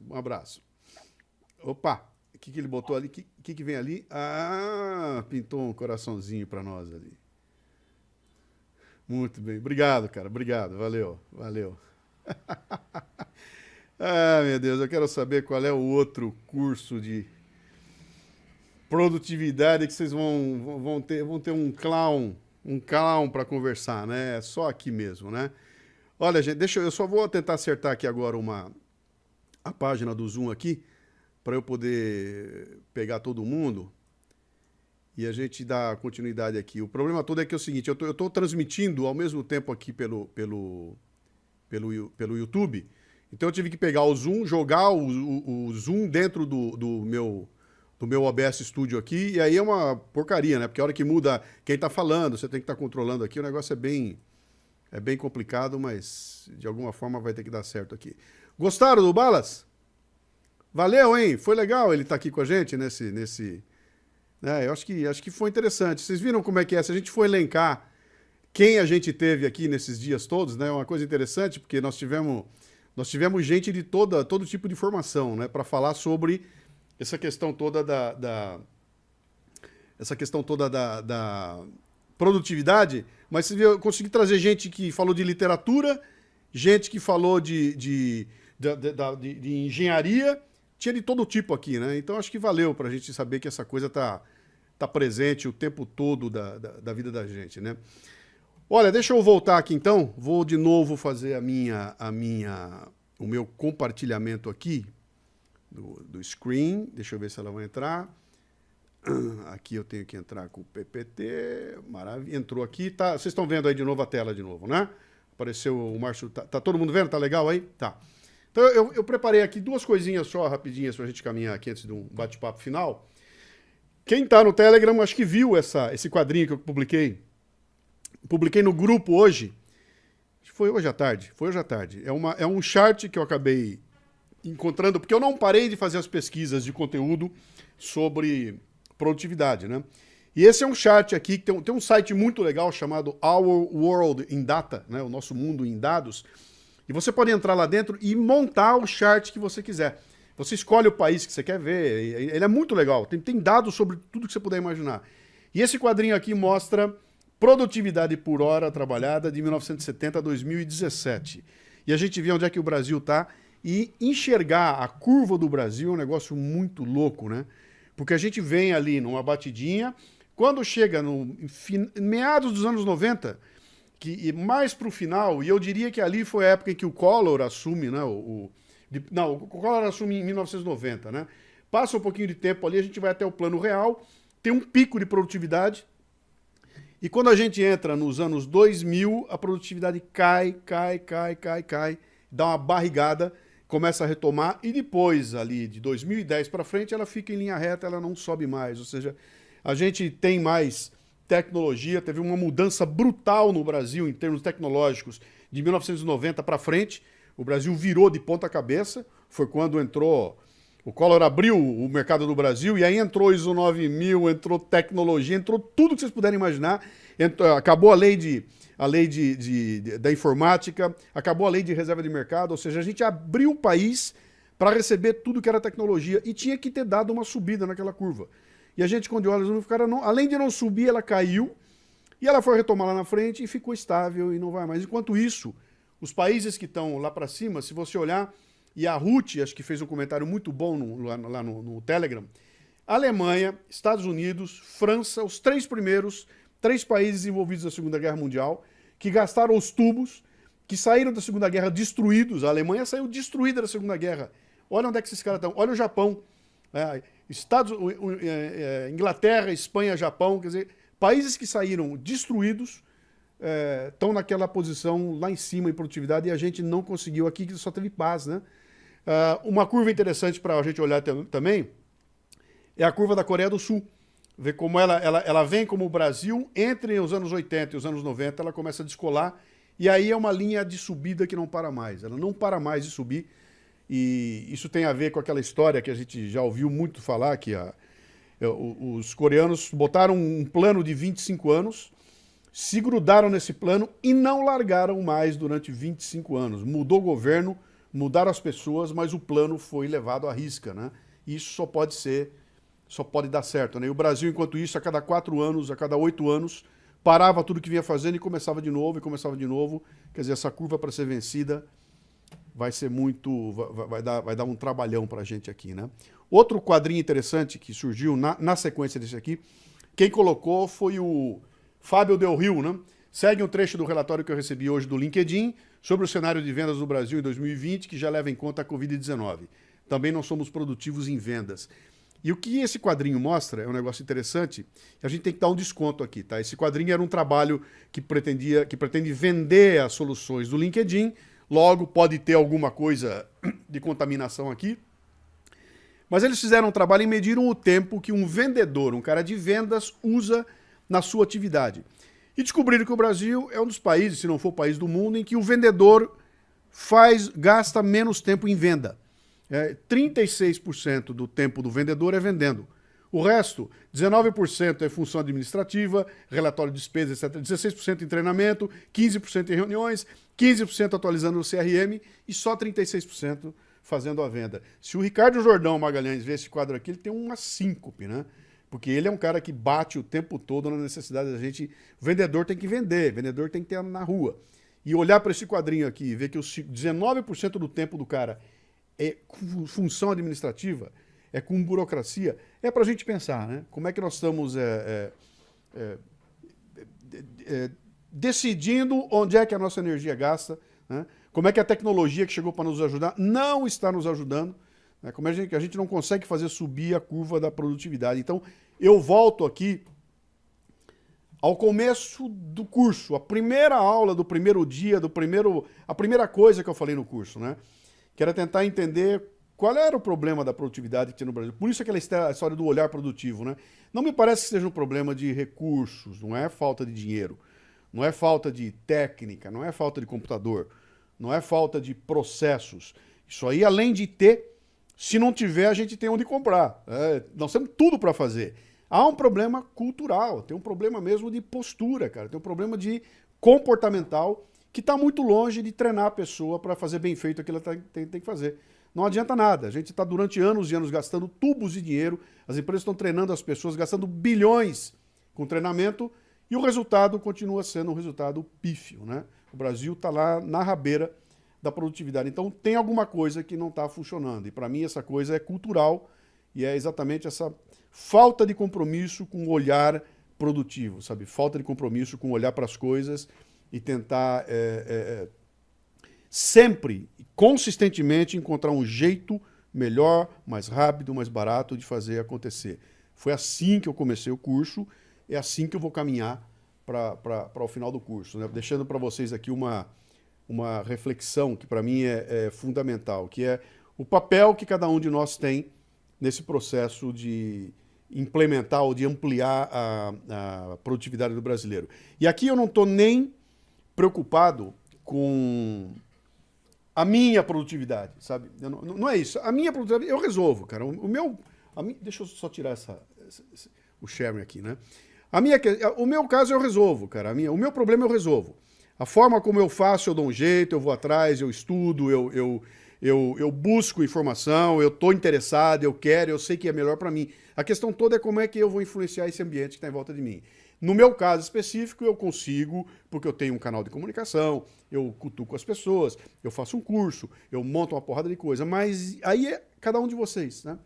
Como é que é cada um de vocês? Com o filho de vocês, com o pessoal que trabalha com você, você é líder de uma equipe, o resto da equipe, cara, que são aquelas pessoas que precisam de uma orientação cultural. E não é, de novo, dinheiro gasto com o cara aprendendo a lidar com uma planilha de Excel. Não é, cara. É uma questão de mudança cultural, de exercer capacidade de julgamento, tomada de decisão, ampliar o seu repertório. Então, que papel eu, como líder, tenho em proporcionar às pessoas isso? Eu coloquei desde o início lá, né? Então, vamos lá, eu sou a liderança, né? Como é que eu passo a visão para essas pessoas daquilo que é do futuro, né? Onde é que a gente quer chegar? Onde é que a gente vai estar? Como é que eu ajudo a pessoa a desenvolver as habilidades? É a parte mais fácil. E me parece que é aí que se dedicam todos os RHs do mundo, a desenvolver habilidades, e é aí que eles param, né? Como é que eu motivo as pessoas? Deixando que elas são parte de uma equipe. Então, nós temos que construir um país, cara. Como é que eu motivo as pessoas a construir um país? Né? Que recursos eu vou conseguir dar para essas pessoas? E qual é o plano de ação que nós vamos desenvolver? Então, se eu conseguir dar a atenção para cada um desses pontos, talvez eu, como líder, consiga subir um degrau e possa ser o cara que vai contaminar culturalmente as pessoas que estão em volta de mim para ter um país mais produtivo, para buscar a produtividade lá na frente, né? Antes de eu terminar, deixa eu ver uma coisa. Alguém quer fazer algum comentário? Alguém quer levantar o dedo aí, comentar alguma coisa? Só abra o microfone e fale. Ô, sou eu, que eu vou buscar aqui. Eu estou vendo a Ruth lá. Abra o microfone e fale, Ruth. Parece que um dos problemas do Brasil é a negação que o nosso convidado acabou de falar. A pessoa que vem agora, além de não continuar o que o outro fez que era bom, ele descontinua, desmancha tudo. Não, agora vamos fazer do meu jeito. Então, é aquele não. Então, esse não que está atrasando, né? O não cultural, né? Esse tem um... Para mim, né? Tem Eu estou de fora, eu estou num país bastante produtivo. Sim. Então, quando eu saí do Brasil, o Brasil era bem produtivo, a minha família era produtiva. Minha avó tinha 18 filhos, a casa dela era limpíssima, a comida saía na hora certa, entendeu? Então, a minha avó era produtiva, a minha família é produtiva. Aí eu venho para cá e fico agora assistindo, depois de 26 anos, que tudo andou para trás, só pode ser essa negação, né? Negação de tudo que estava acontecendo antes. Alguém está lá falando, não, eu não vou fazer isso desse jeito, vou fazer daquele jeito. Tristeza, né? Mais alguém? Olha lá, Wilson Andrade. Deixa eu, antes do Wilson falar, eu vou dar um pequeno background dele para vocês. O Wilson é colega meu dos tempos de Dana. O Wilson foi por 74 anos presidente da GKN. Então ele estava lá em cima, era uma coisa até que eu acabei não conseguindo colocar, eu ia colocar pro Balas, né? Acabei não conseguindo, porque a hora que o Balas falava aquele negócio da reunião, eu ia até provocar o Wilson, falar, o Wilson sabe disso, cara. Quanto mais você sobe na hierarquia, mais difícil fica fazer brincadeirinha em reunião. Vamos lá, vamos contar historinha, cara. Lá em cima não tem isso não, cara. Lá é tubarão comendo tubarão. Então, vai perdendo a graça, vai ficando muito pesado quanto mais você sobe na hierarquia, né? Mas diga lá, Wilson. Algumas coisas, Luciano. Quando o Balas falou sobre a questão das reuniões, que as pessoas são negativas e tal, eu me lembrei que uma época eu chamei o nosso grupo de assassinos de ideias. E cada reunião dava uma ideia, o outro vinha em seguida e matava aquela ideia para dar outra para ser melhor do que aquela e assim por diante. Fora disso, eu queria comentar o seguinte, nós na GKN tínhamos uma equipe de primeira linha, GKN do Brasil. A GKN, para quem não sabe, é uma empresa inglesa, tem fábrica em 41 países, ou tinha na época. Eu acredito que ainda seja 41 países, trabalha em vários ramos, aeroespacial, automotivo e assim por diante. E, creiam vocês, a GKN do Brasil foi a empresa, a fábrica mais produtiva do grupo. Pegando todos os negócios, a GKN do Brasil foi a fábrica mais produtiva do grupo durante muitos anos. E continua sendo. Qual é o segredo disso? Não tem segredo. Na realidade, nós descobrimos, lá no final da década de 90, quando a gente estava frustrado, que os resultados não apareciam, nós acabamos descobrindo que a grande razão, não é só essa, mas a grande razão, talvez a razão básica para melhorar a produtividade, é que as 1.500 pessoas que trabalhavam na empresa não tinham uma boa ideia do que é um negócio. E nós começamos a treinar essa equipe mostrando que é um negócio, de onde é que vem os resultados que cada um faz, a importância de cada um e assim por diante. No momento em que eles começaram a se enxergar dentro da estrutura e entender o trabalho de cada um como uma parte de um trabalho maior, as coisas ficaram mais fáceis. E aí eles aceitaram o Lean, aceitaram reengenharia, tudo que tem desses negócios modismos todos, foi muito fácil de introduzir, porque eles entendiam a razão daquilo. E o melhor de tudo, foi o emprego a função mais fácil que eu tive na minha vida. Porque depois de treinar esse pessoal, eu não precisava fazer mais nada.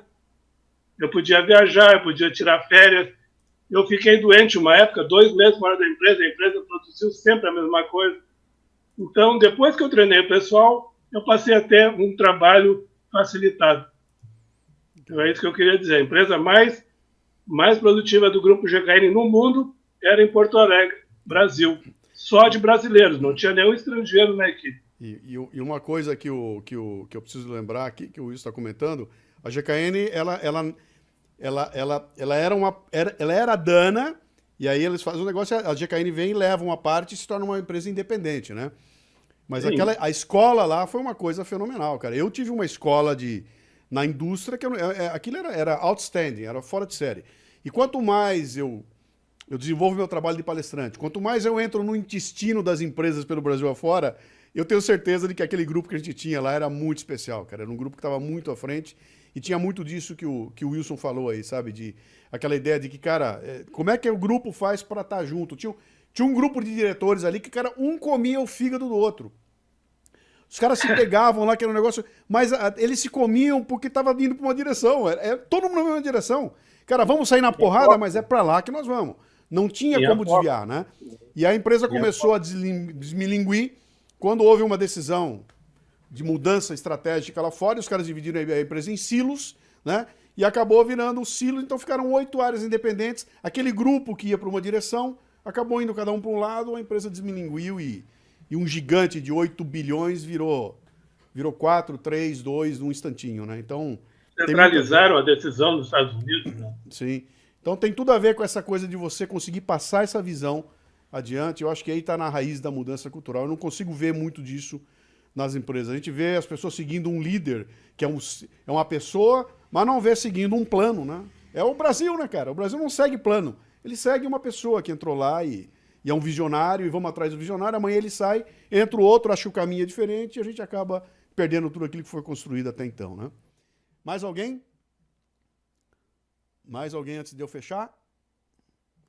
Deixa eu ver, mais... Fábio. Fábio, cadê o Fábio? Fala, Fábio, para você vir parar na frente aqui. A Ângela está numa... A Ângela está... Luciano. A Ângela está num ambiente maravilhoso. O Fábio entrou lá, vamos lá. Tudo bom, Fábio? Luciano, boa noite. Você mostrou a curva da produtividade, destacou ali, deu ênfase à Coreia. Eu tive a oportunidade, numa missão aqui na Federação dos Indústrias do meu estado, Espírito Santo, ir à China, e a gente entende o porquê das coisas, né? A cultura imediatista brasileira que é o problema. A gente, até quanto é que você ganha? Eu ganho X reais por mês. Quando você pergunta se um americano, ele vai falar que ganha por ano. E a gente viu lá que os planos são decenais. Eu vi em Xangai uma estrutura de mudança, uma mudança em 10 anos, uma coisa assim, parece coisa assim de... Agora são 10 anos. A gente quer essas coisas para ontem. Então, isso é realmente o problema. Quando você fala em produtividade, todo esse projeto magnífico, esse debate que nós estamos fazendo, mas a gente pensa sempre amanhã. Amanhã já tem que mudar tudo. Não é assim. Uma coisa tem que construir em cima de um planejamento e um prazo para isso se estabelecer e realmente acontecer. Então, acho que essa mudança de cultura é que precisa acontecer no Brasil. Perfeito. Eu não sei se você ouviu, aliás, quem não ouviu ainda o Leadercast que eu fiz com o Osiris Silva, por favor, escute, porque o Osiris conta exatamente isso. Ele fala, cara, eu estava na caravana que foi para a China para ouvir lá acho que era o Deng Xiaoping, o projeto que eles tinham de dominação mundial, cara. E os caras botaram lá, daqui a 50 anos nós vamos estar tomando conta dessa porra aqui. E os caras estão fazendo isso. 50, não deu nem 50, né? Deu 40 anos depois, os caras estão tomando conta no mundo inteiro, porque tem um plano e se aferram um plano e você pode trocar o presidente, cara. O segundo cara que entrar, ele vai retomar de onde estava e vai continuar a construir. E a gente aqui para tudo, né? Então, nós vamos voltar para aquela coisa da responsabilidade nossa como eleitor, como cidadão, né? De falar e de botar o dedo na ferida e de gritar, porque senão não vai acontecer nada. Obrigado, Fábio. Mais alguém? Ali, Márcio. Opa. Fala, Márcio. Bom, na verdade é mais um agradecimento. Eu lembro que logo no começo do curso, uma das provocações que você fez é esse que você terminou agora, que é falar de como você pode mexer com alguém que está do seu lado, né? Um dos comentários que eu fiz na época foi que eu já estava de saco cheio, né? De tentar puxar alguém junto, né? Mas essa experiência nesses dias, de poder compartilhar as minhas ideias, as minhas reflexões, tudo, e, lógico, filho, irmãos, essas coisas está óbvio, né? Mas de poder levar um pouquinho mais de pensar as pessoas que nos ajudam na portaria do prédio, no caixa, no sorriso, trazer uma ideia. Outro dia eu parei era um açougue, e aí eles estavam fazendo um procedimento, eu cheguei, olha, não é nenhuma reclamação não, mas esse modelo aqui, do jeito que vocês estão fazendo, ficou muito esquisito, né? Está trazendo um desagrado aqui e tal, uma ideia. Mas falou, obrigado, eu vou comentar com a minha gerente. E fui embora, assim, sem despretensão, mas essa provocação que você trouxe, da gente olhar e tentar levar esse trabalho que você tem de desburocratizar o Brasil inteiro, eu não vou ter a competência de fazer o que o Luciano fez, mas uma sementinha, uma pedrinha um pouquinho melhor me gerou essa provocação, esse curso, essas suas provocações para a gente, para mim, né? Está gerando eu levar essas provocações para os outros também de uma maneira simpática, da minha maneira, pelo menos, né? Legal. Isso. E é um agradecimento mais. Muito obrigado. Mais alguém? Que eu vou partir para o fechamento aqui. Eu estava só comentando, a Ângela está num background maravilhoso, Ângela. Eu pensei até que era um Monte Rushmore. Os caras estão indo lá derrubar, sabia? Que eles estão querendo. Deus me livre, imagina. Eles estão querendo derrubar o Monte Rushmore, porque tem 4 escravocratas lá, inclusive Abraham Lincoln. Inclusive Abraham Lincoln, que foi escravocrata. Não, pelo amor de Deus, né? É demais. Mas o meu background aqui é uma foto, eu baixei aquele Snap vídeo para botar fundos e estava testando aqui, daí eu estava caçando umas fotos e achei essa que é lá do deserto do Atacama, o Vale de la Muerte.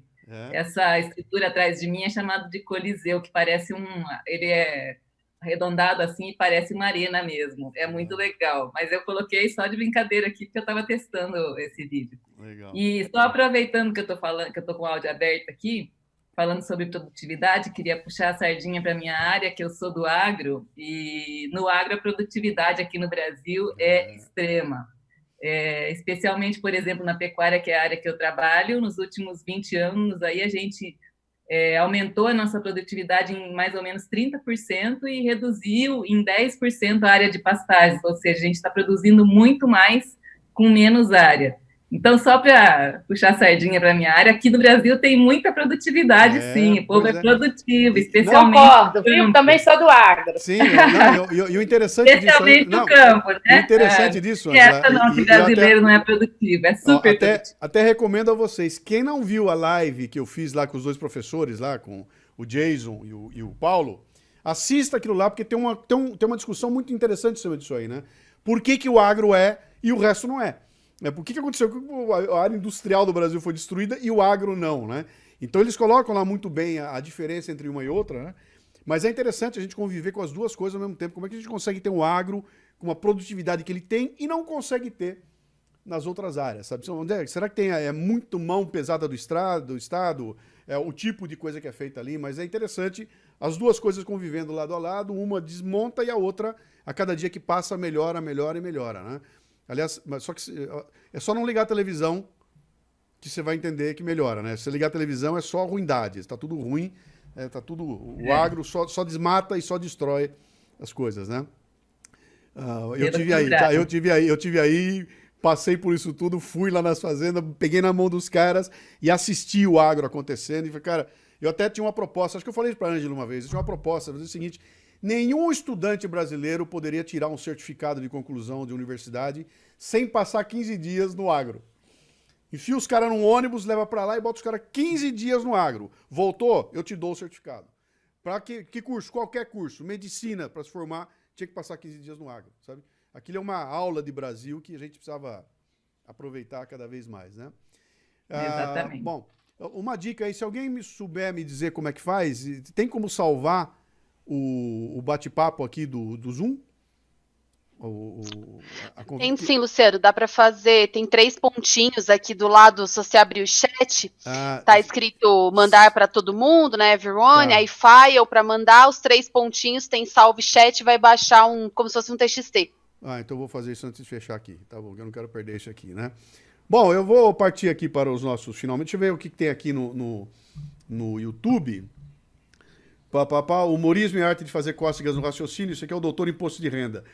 Humorismo é arte de fazer cócegas no raciocínio dos outros. Há 2 espécies de humorismo, o trágico e o cômico. O trágico é o que não consegue fazer rir, o cômico é o que é verdadeiramente trágico para se fazer. Leon, ele acharam. Um cara que foi esquecido, cara. Leon, ele achou, esse cara foi esquecido. E é um cara que trabalhou muito bem essa questão do humor no Brasil. Pena que morreu, ninguém mais sabe dele lá, né? Parabéns, Luciano, obrigado. Israel dos Santos, infelizmente a grande maioria do trabalhador brasileiro vê o empresário como um senhor de escravo. Logo, o pensamento cultural é que o empresário quer ficar cada vez mais rico com o sangue do trabalho. Tem um lance interessante que está sendo colocado aqui que contamina a discussão no Brasil e faz aquilo que a Ruth, ou foi o Flávio que falou, né? Que é uma ideologização das relações de trabalho que contamina e faz com que seja tudo briga, é tudo pau. Vocês estão vendo agora essa semana que está acontecendo aqui com os motoboys, né? Eles estão se movendo contra a situação deles com relações aos aplicativos, o que é pertinente, cara, é interessante, cara. Eu já passei cada situação com os motoboys de chamar lá em casa, o cara chegar e eu dar R$10 para ele de gorjeta e o cara praticamente chorar na minha frente por causa da gorjeta, mostrando que tem alguma coisa errada, né?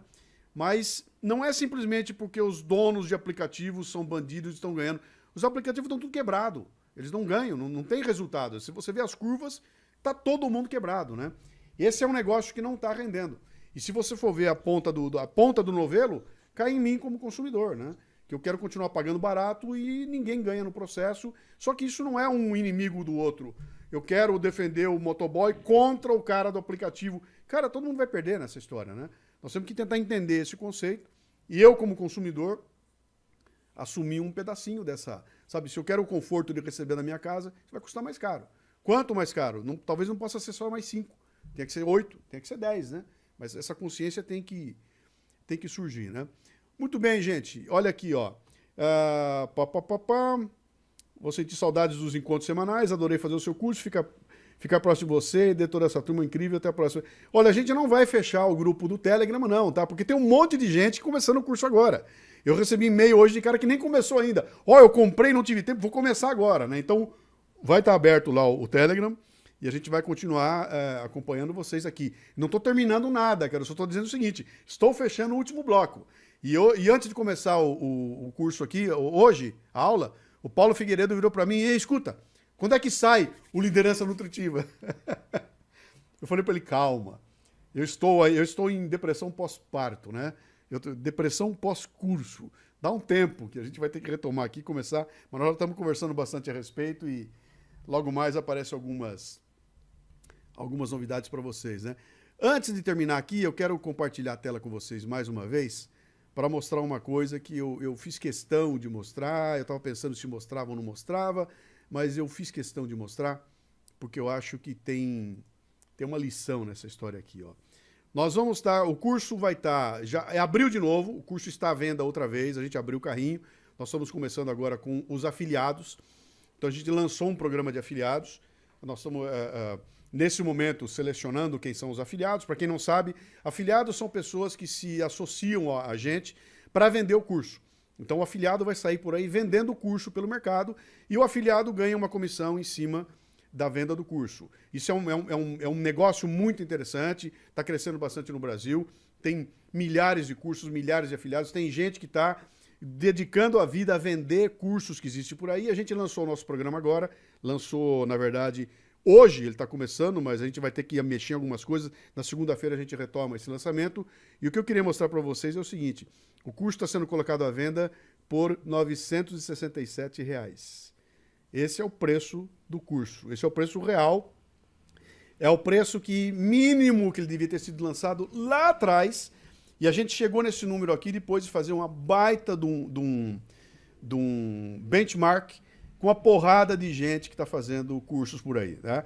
E a hora que a gente viu o volume de coisa que nós lançamos, a quantidade de conteúdo que tem, o tempo de duração, tudo que a gente colocou, os caras olharam e falaram, cara, isso é curso para 3 mil, cara. Isso é curso para 2.500. Cara, vocês estão loucos, vocês estão completamente doidos, vocês botaram o negócio lá embaixo, mas a gente fez isso conscientes. Então, voltar agora e ficar olhando e falar o seguinte, a gente errou. Não, a gente não errou nada, a gente fez isso de forma muito consciente, e quando nós fomos lançar o curso, e a gente sentou para discutir o que a gente ia fazer na sequência, a ideia era o seguinte, cara, nós estamos num momento em que ninguém sabe o que está acontecendo no mundo, ninguém sabe o que vai acontecer com o mundo, nós não sabemos o que vai acontecer semana que vem, como é que você põe preço numa coisa que está todo mundo perdido, né? E aí a ideia foi, cara, vamos botar lá embaixo para que muita gente possa fazer e vamos encarar qualquer perda, entre aspas, de receita que a gente teve como custo do aprendizado. Então, o que nós ganhamos em termos de aprender como fazer, em termos de desenvolver o processo, de aprender essa interação, de aprender como é que funciona uma plataforma como o Hotmart, que a gente não tinha a menor ideia do que era, sabe? Como é que é essa interação, essa história das lives, tudo isso aí não existia antes do curso. E a gente sai do curso muito mais rico do que a gente entrou, e não é rico de dinheiro, cara, é rico da experiência e está preparado agora para sair fazendo muito mais cursos de uma forma muito mais efetiva, né? Muito mais eficiente do que a gente fez no começo. Então, vocês são, de certa forma, privilegiados, foram nosso balão de ensaio, né? Acreditaram na gente desde o começo, mas quem é premium pagou 10% do valor do curso no mercado hoje em dia, né? Então, por que eu estou mostrando isso para vocês? De novo, eu quero provocar vocês como eu provoquei quando eu falei do Márcio Gastaldello, sabe? A hora que apareceu a chance, o cara foi o primeiro a pegar e ganhou um Kindle, né? Apareceu a chance, vocês entraram na frente e compraram por 10% do valor um curso que acho que a gente cumpriu a nossa proposta inicial, né? E agora a gente vai ver o que vai acontecer. Então nós estamos lançando uma renovação, vamos ver se vai vender, o que está acontecendo, como é que o mercado funciona, como é que reage, e preparar aí a bala para a gente tocar um pouco mais na sequência, né? Eu não sei se a Bárbara quer falar alguma coisa, Bárbara.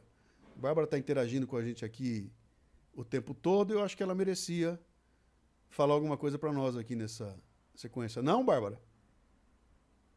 Não, só agradecer a participação de cada um de vocês. Como o Luciano disse, vocês acreditaram na gente, né? Era um piloto, era um projeto piloto, então quem acredita tem o crédito. E é isso, é agradecer. Nós aprendemos muito com vocês também.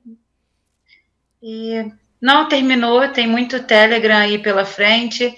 Eu continuo à disposição, o e-mail do curso, @Luciano Pires, continua à disposição. Eu estou lá respondendo a cada um de vocês. Então, o que o Luciano falou, os módulos, né, terminaram, mas o Telegram do Produtividade é eterno. E muito obrigada mais uma vez. É isso aí. Então, lembrando algumas coisinhas aqui para vocês,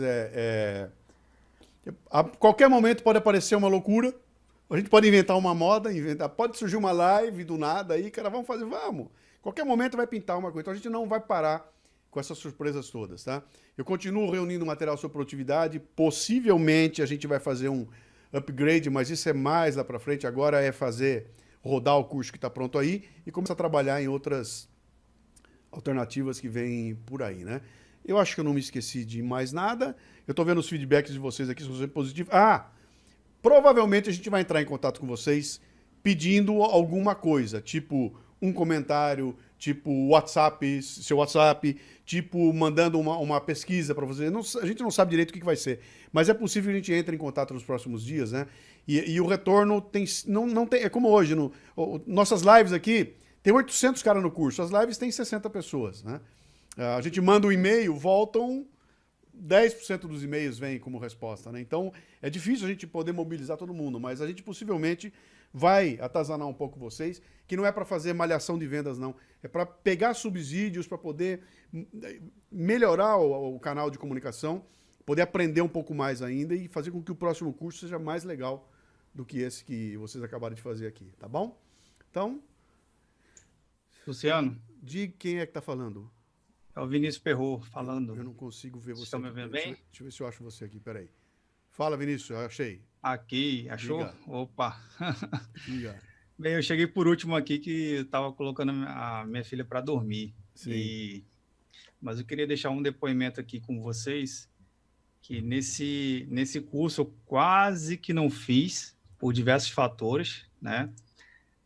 Mas foi por uma indicação e uma insistência do meu editor de podcast. Falou, cara, vai lá, faz, tem a sua cara e tu vai se dar bem nesse curso aí.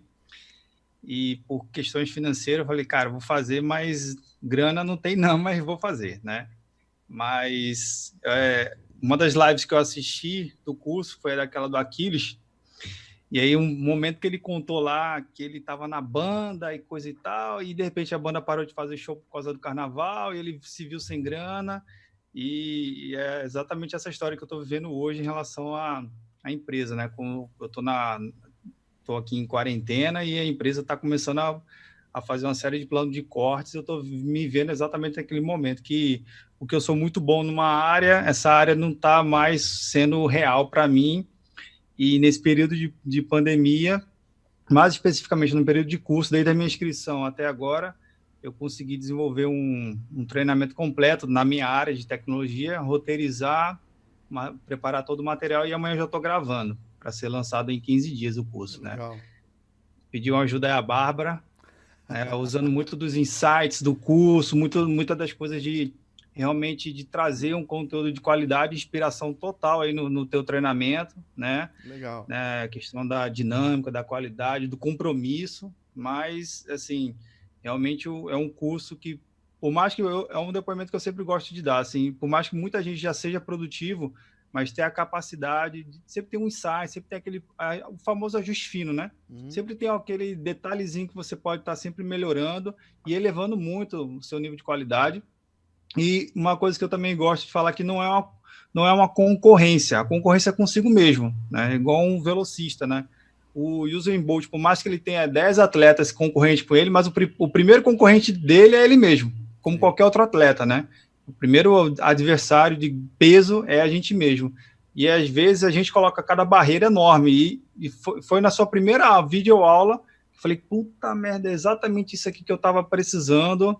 E graças a Deus o meu editor insistiu muito, falou assim, cara, vai lá, e esse valor que você colocou aí no curso de valor real, se fosse agora, realmente eu não teria a menor condições de jeito nenhum comprar, de jeito nenhum, né? Mas ainda bem que deu para pegar esse curso antes, né? Mas esse aqui é o meu depoimento, obrigado aí pelo carinho, pela dedicação de todos. Eu interagi um pouco lá, estou lá no Telegram, vez ou outra dou uma pingada, mas de coração, queria agradecer muito a você, a Bárbara, que vem trocando áudio com a Bárbara quase 1h da manhã.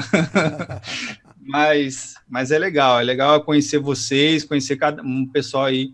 Eu tenho alguns rostos que eu vi mais, assim, tipo o Ruth, eu vejo muito falando, a Ângela eu vejo comentando, né? O Lucas, o pessoal aqui, eu vejo uma galera mais, outra aí comentando, e é sempre bom estar essa troca de figurinha. E assim, eu acho que o curso é muito bom e eu dou graças a Deus que todo mundo conseguiu fazer esse curso nesse período, né? E eu imagino como é que vai ser o próximo, já deve ser do caramba. Vai ser do caramba. Parabéns, cara, parabéns. Obrigado, cara, obrigado a vocês.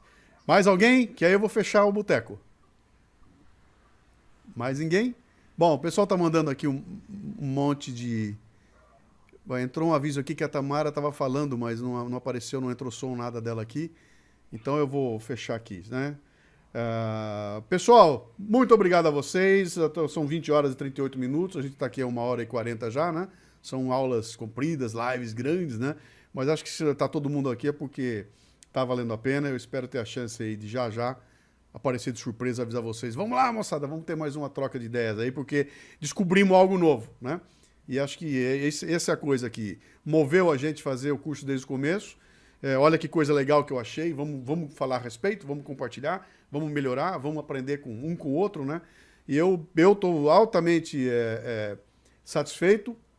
Para mim foi além do que eu podia esperar. Eu tinha muitas dúvidas no começo do curso, se o material que eu tinha estava de acordo com o que eu enchi o saco da agência, dizendo não prometa, para de prometer, cara, não promete o que eu não posso entregar, porque eu tinha muitas dúvidas do que podia fazer. E agora eu olho para trás e falo, cara, deu muito certo e foi legal, foi prazeroso, e eu também vou sentir saudade aqui de estar aqui, por isso que nós vamos fazer mais. Então fiquem espertos no Telegram, porque é lá que o bicho continua vivo, tá bom? Obrigado, gente, obrigado a todos, beijão para vocês, ó, palmas. Uma salva de palmas aí, ó. Coraçõezinhos, olha aí, todo mundo aplaudindo. Deixa eu bater uma foto disso, espera aí, faça um aplauso aí que eu vou bater uma... Eu nunca fiz foto nenhuma, olha lá, todo mundo aplaudindo, vamos lá.